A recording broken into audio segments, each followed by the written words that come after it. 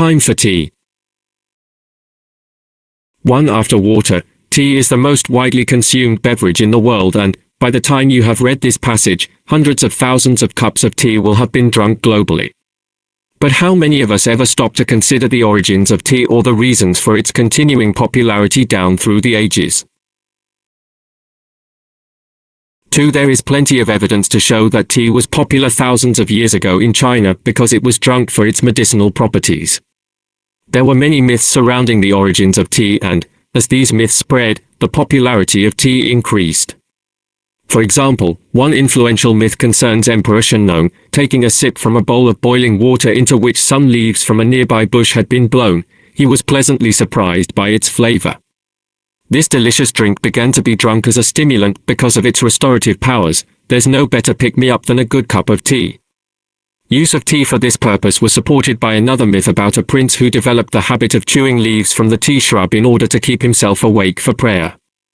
Tea drinking spread when tea leaves were formed into the shape of bricks because they were easy to trade and transport. They were even used as a form of currency instead of metal coins. A book entitled The Tea Classic, written by scholar Liu Yu, was the single greatest influence in developing the popularity of tea in China. The Tea Classic is fascinating to read, describing the weather conditions in which tea should be picked and even the best water to be used to make the drink. 3. By the 6th century, tea had spread to Japan, where at first it was the drink of the aristocracy, before becoming widely accessible to ordinary people when production grew. Tea in Japan took on religious significance with the tea ceremony, in which the making of tea expresses the quest for greatness in the smallest details of life. Thus, the link in Japan between tea and religious observance increased the importance and popularity of tea. Through time, tea drinking extended to other Asian countries, for example Vietnam, Korea, and Taiwan. For it was not until the 17th century that tea reached the West, when Dutch traders imported it from China. In addition, British merchants had been exporting goods to the East, but their ships returned empty. Thus began a vigorous campaign in Britain to popularize tea among the ordinary people there to develop it as a profitable return cargo. In order to evade taxes, it was frequently smuggled into Britain. Smuggled tea was cheaper than its legitimately imported equivalent, and its popularity increased. 5. There are many reasons for the continuing popularity of tea. The ability of tea plants to replenish their leaves every week during the growing season means that there is always plenty available, which helps keep down the cost to the consumer. In addition, tea is highly receptive to absorbing the aromas of other plants. This may cause problems with transportation and storage, with the true flavor of the tea being adversely affected by other goods, but the advantage of the ability of tea leaves to absorb other aromas allows for an almost endless range of scented and flavored teas, such as vanilla and caramel. Moreover, the development of mixing different types of tea, called blending, makes it possible to obtain better-tasting tea at lower prices. Then came the invention of tea bags, which led to the quick cuppa.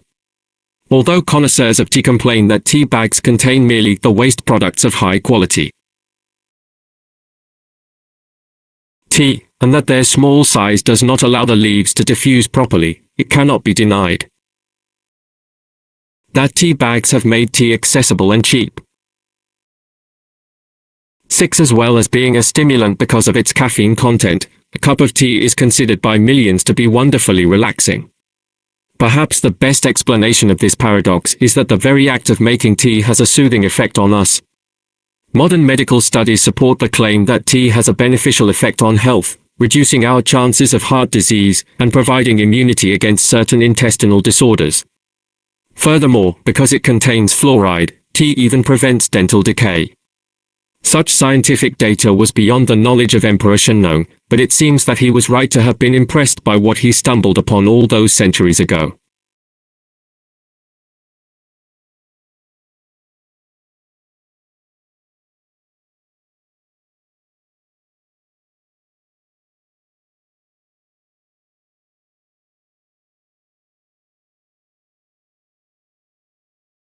Betrayal.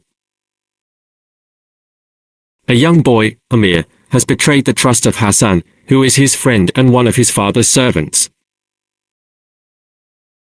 For a week after I had betrayed him, I barely saw Hassan. I woke up to find tea, toast and a boiled egg already on the kitchen table. My clothes for the day were ironed and folded, left on the seat where Hassan usually did his ironing.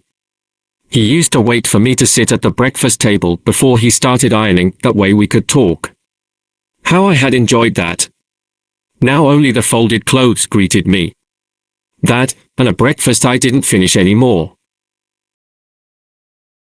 2. Hassan milled about uncertainly on the periphery of my life. I made sure our paths crossed as little as possible, planning my day that way because, when he was around, the oxygen seeped out of the room. My chest tightened and I'd stand there gasping in my own little bubble of atmosphere. But even when he wasn't around, he was. He was there in the ironed clothes on the chair and in the warm slippers left outside my door at night. Everywhere I turned, I saw signs of his unwavering loyalty. 3. One day, while my father and I were planting tulips in the garden, I saw a solution to my problem. My father was digging the soil and planting the bulbs I handed to him. He was telling me how most people thought it was best to plant tulips in the autumn and how that wasn't true. "Father," I said, "have you ever thought about getting new servants?" My father dropped the tulip bulb and stared at me angrily.